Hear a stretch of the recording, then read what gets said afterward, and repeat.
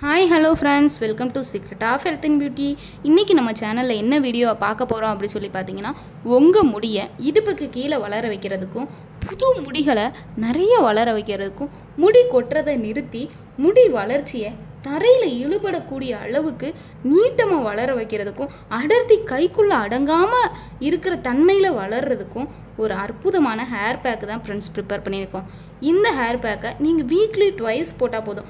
Monthly ஒரே மாதத்தில் அதாவது 4 வாரத்தில் உங்கள் முடியோட வளர்ச்சி அவ்வளவு நீளமாக கட்டுக்கடங்காமல் இருக்கும்.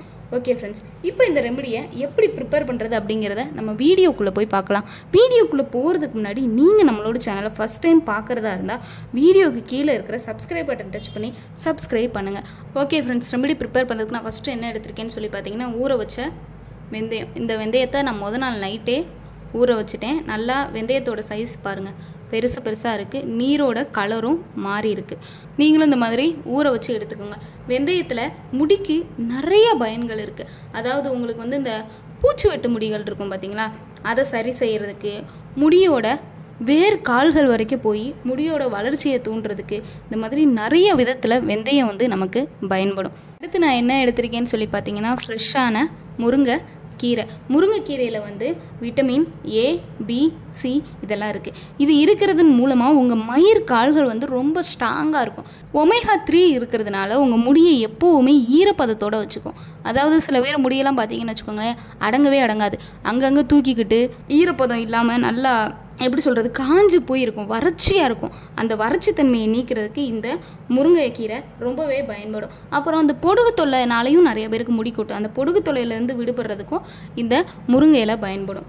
அடுத்து நான் என்ன எடுத்திருக்கேன் அப்படின்னு சொல்லி பார்த்தீங்கன்னா ஆலோவேரா ஜெல்லு.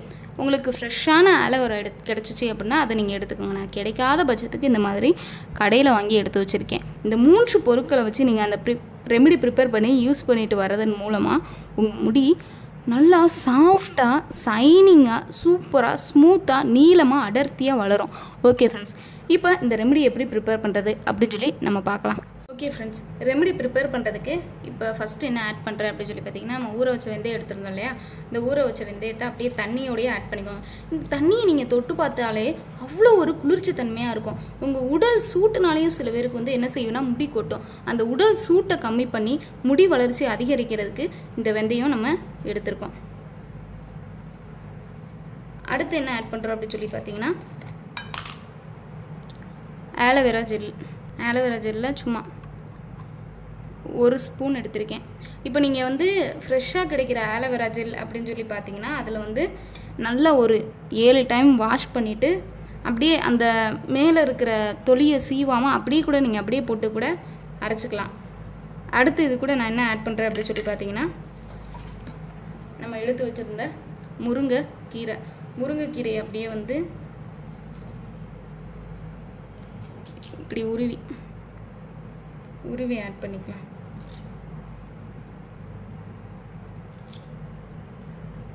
இவ்வளோ முருங்கைக்கீரையும் தேவைப்படாது, கொஞ்சம். நான் வீக்லி ட்வைஸ் யூஸ் பண்ணுவேன், அதனால நான் இவ்வளோ முருங்கைக்கீரை வாங்கி வச்சுருக்கேன். நீங்கள் ஒன்ஸ் அப்படி யூஸ் பண்ணுவீங்க அப்படின்னா உங்களுக்கு கொஞ்சம் போதும்.